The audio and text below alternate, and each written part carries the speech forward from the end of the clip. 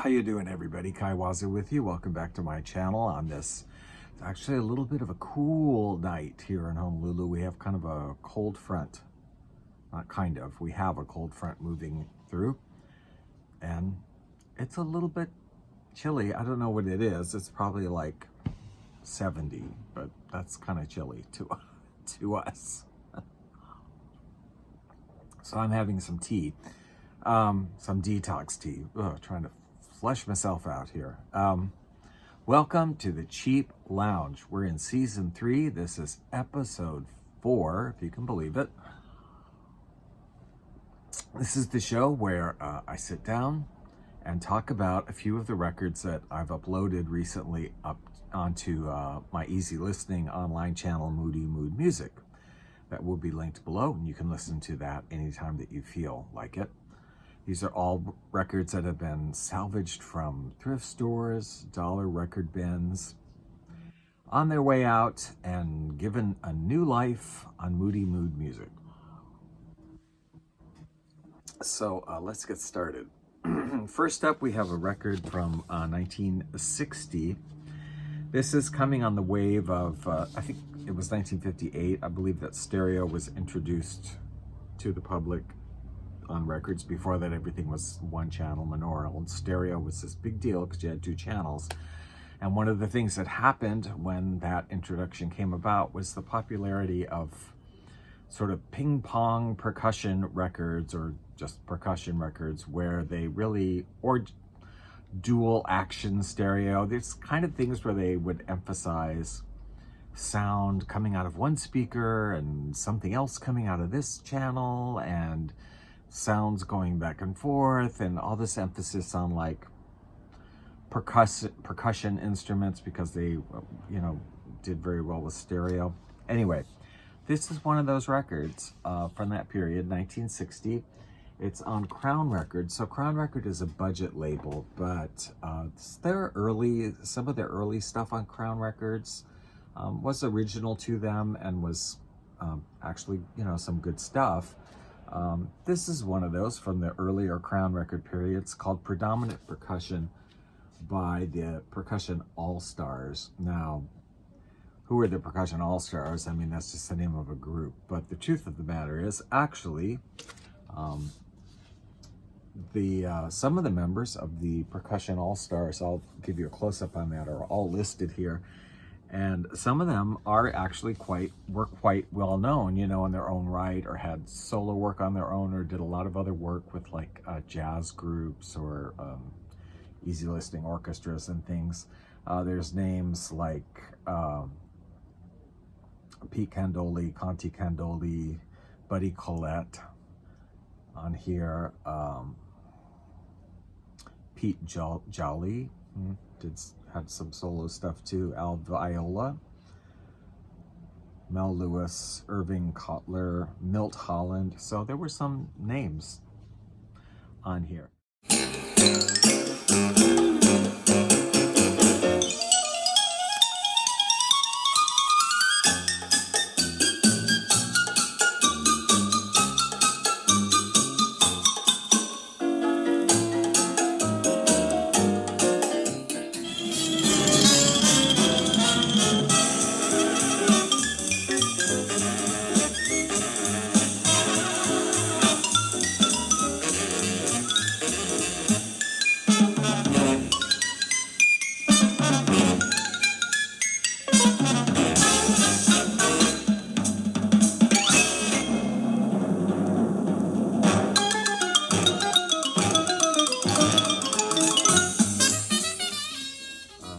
Cover's not in the best condition. Hey, it's a dollar record, right? What are you gonna say?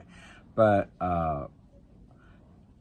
and true to the percussion, or the labels of that time period too, especially these percussion records, there's like copious liner notes on each song about, oh, this is coming from this channel, and this happens on that channel, and then there's a flute, and then there's somebody beating a drum, and you're just kind of like, okay, I don't know why they really wrote all of that, but I guess at the time it was interesting. Very enjoyable record. you know, cute arrangements, a lot of fun with the percussion. These percussion records are usually, you know, very enjoyable things anyway. So we definitely uploaded some selections from this onto Moody Mood Music. It's cute. Well, coming on the heels of that is an accordion record by an accordionist named Dick Contino. This album is from 1959, actually just before the other one we just saw, Squeeze Me. This also, although you wouldn't think so just to look at the cover, is very unusual for an accordion album. This is on the Mercury label.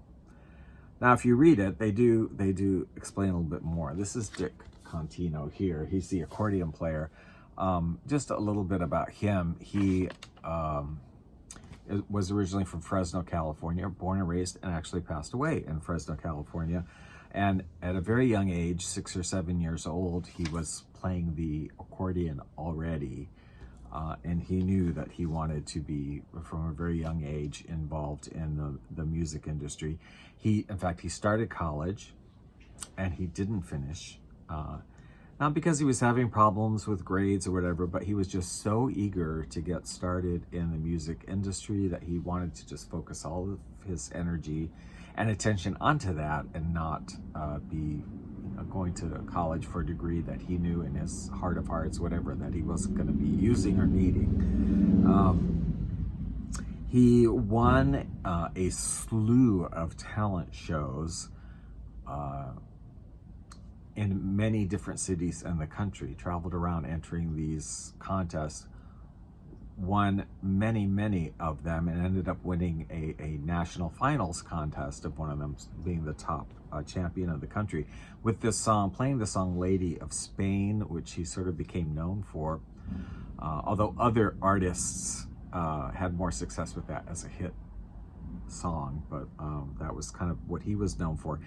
Really his only, I think he only had 2 charted songs, and the first one and most successful was called Yours, which peaked at like number 27. So not a singles artist, but definitely did a lot of recordings, what you would call in the easy listening vein, instrumental accordion, you know, with an orchestra.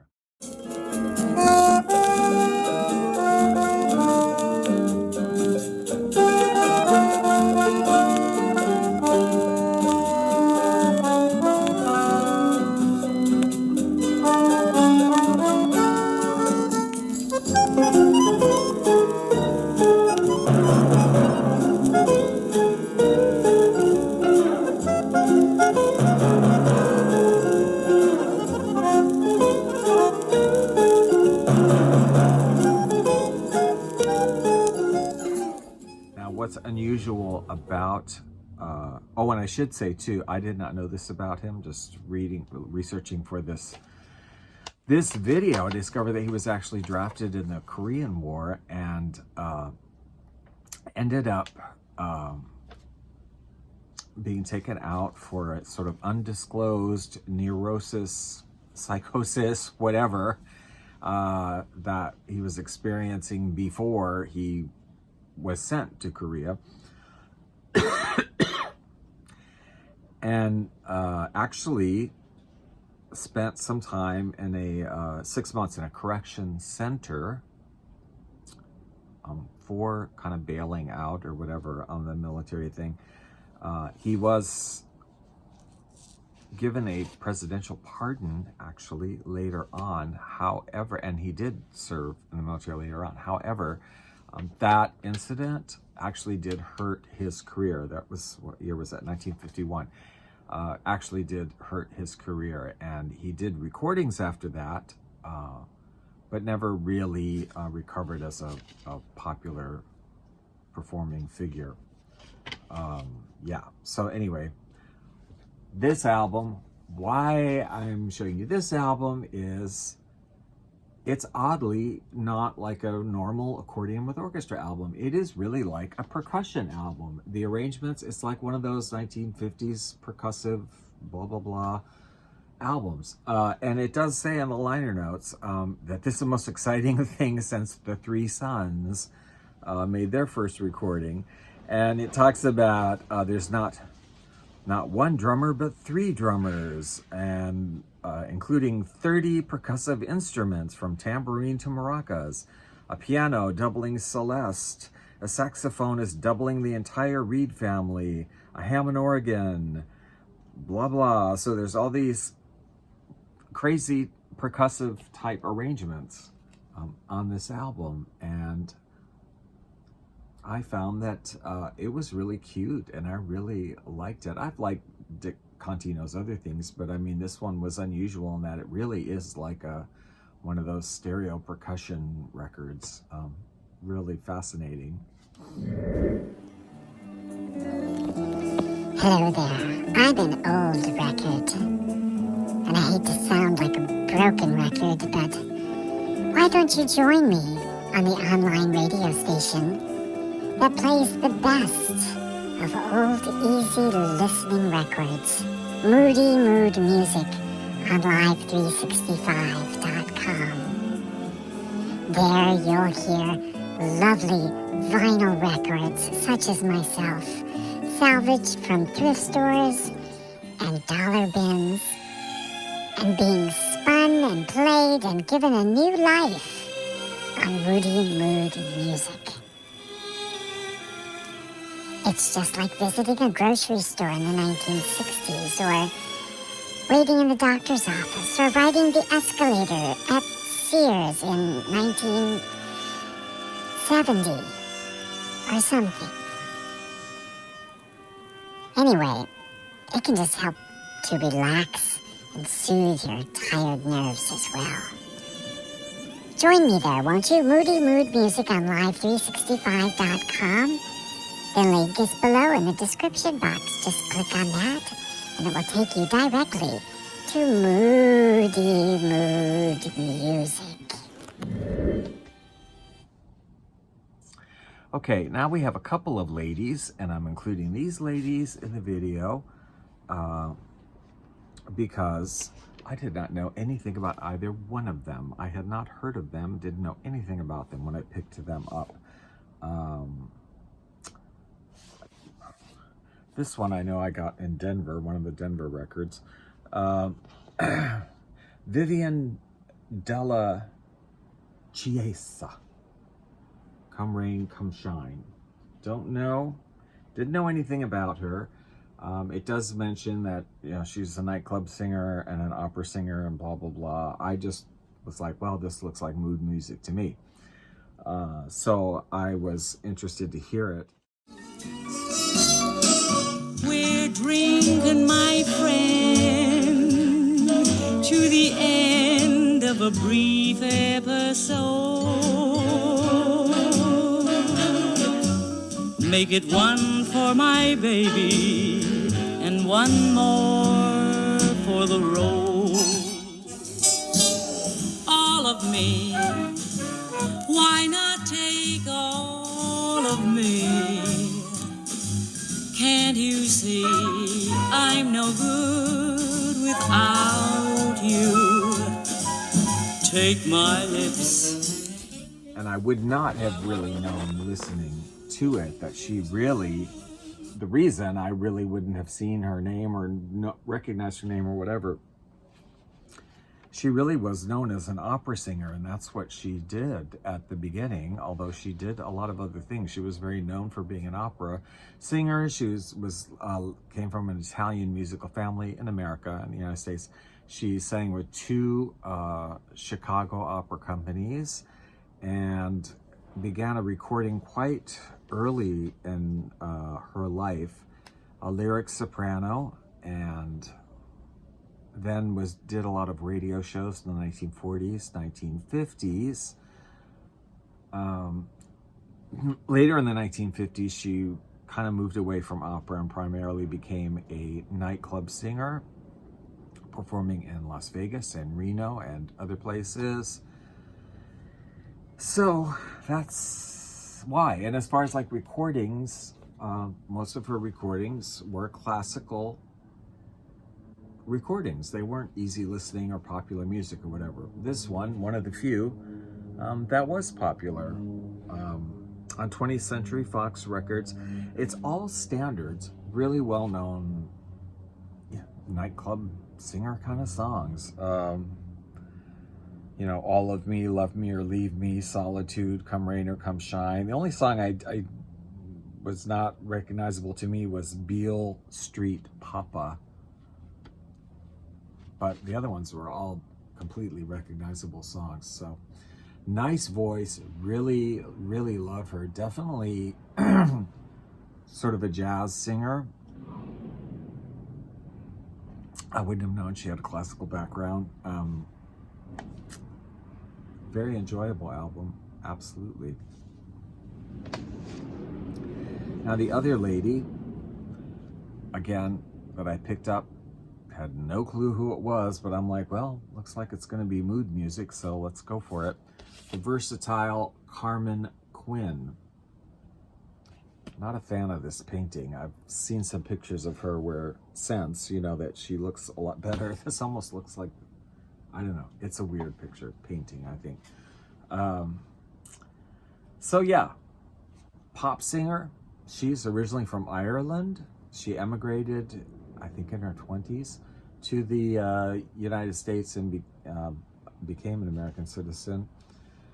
She had a career in England and in Ireland rather, singing, but things with bands and such. But her career really took off in the States,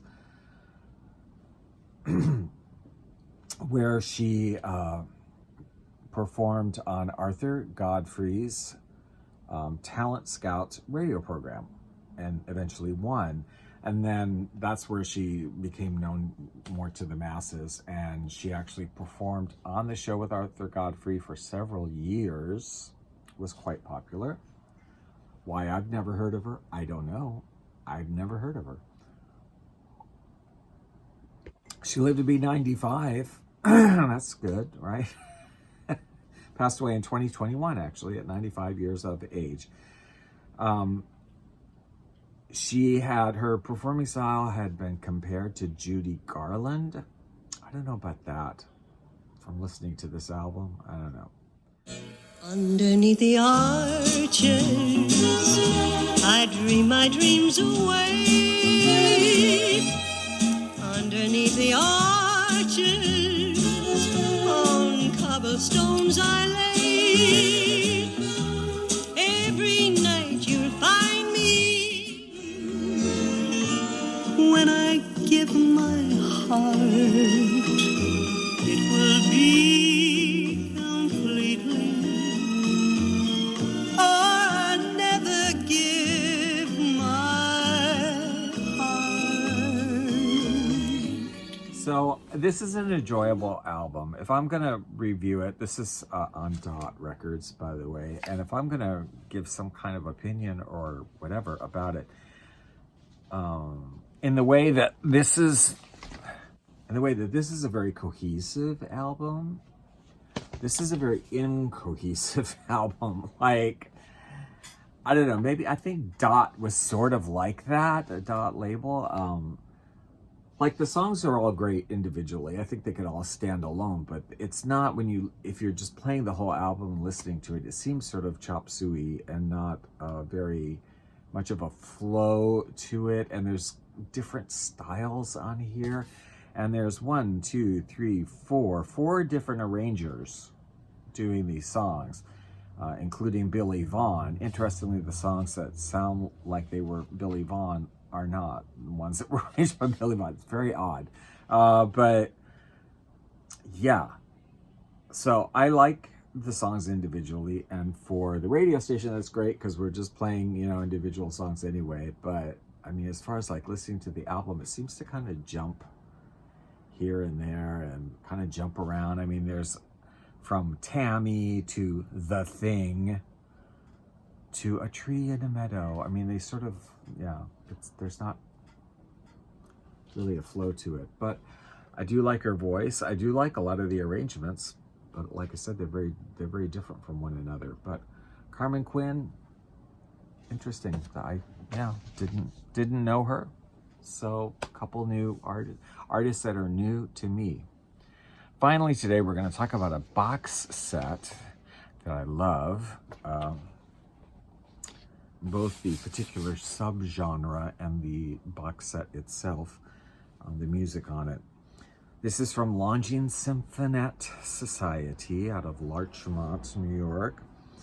And this is a 5-record box set that is the Mexicali Brass. Don't know exactly when this came out, probably the late 60s, after Herb Alpert and the Tijuana Brass kind of caught on in the early mid 60s with the Lonely Bull and then their Whipped Cream album and blah, blah, blah. They just became a national obsession, and everybody started doing imitation Herb Alpert and the Tijuana Brass rip-off records.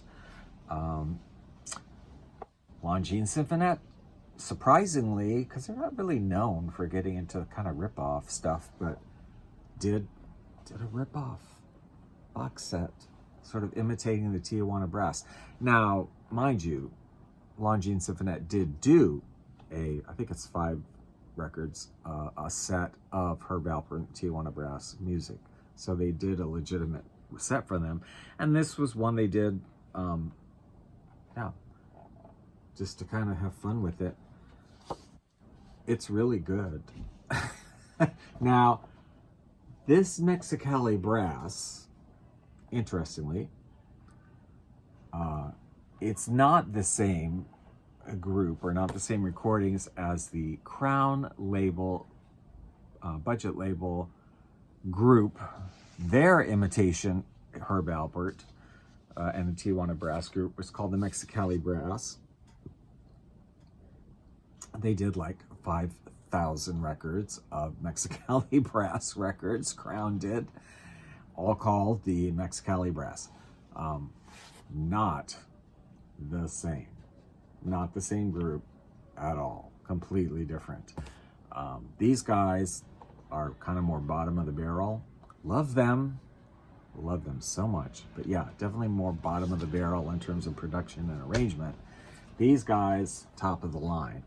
I would really put this Mexicali Brass box set, to me, on a level, if you're familiar with any of these rip-off Tijuana Brass groups, I would put them on a par with Los Norteamericanos and with RCA's Living Brass, produced by Ethel Gabriel. Like those, quality, very good quality arrangements, nice song selections. 5 records. The US releases 5 records. For some reason, the UK edition is 6 records, and I don't have the UK edition, but I have the American 5-record LP. Great, like I said, great arrangements and totally enjoyable. If you like Herb Alpert and the Tijuana Brass, and who doesn't? I mean, I know there are people that don't, but I don't understand how you cannot like it. There are people that don't, but if you enjoy that kind of music, you will absolutely love the Longines Symphonette Mexicali Brass Treasury. You need to pick this one up if you see it somewhere. Yes, you do.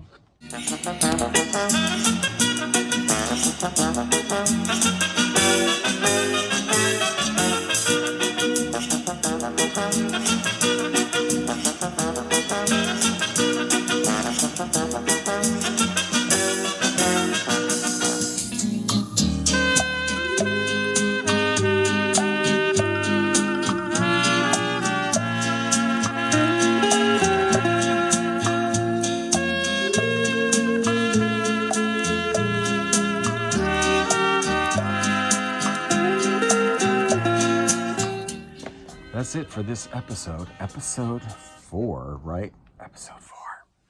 I hope you enjoyed that. Check out Moody Mood Music, that's listed below, and let me know if you have any of these artists or albums or what your thoughts are about them. Give the video a thumbs up, subscribe if you want to see more, and thanks for watching, and maybe you learned something. I always learn something researching these things, because there's some artists I know well, and some I'm like this one, I put a few in just because I'm like, who are these people?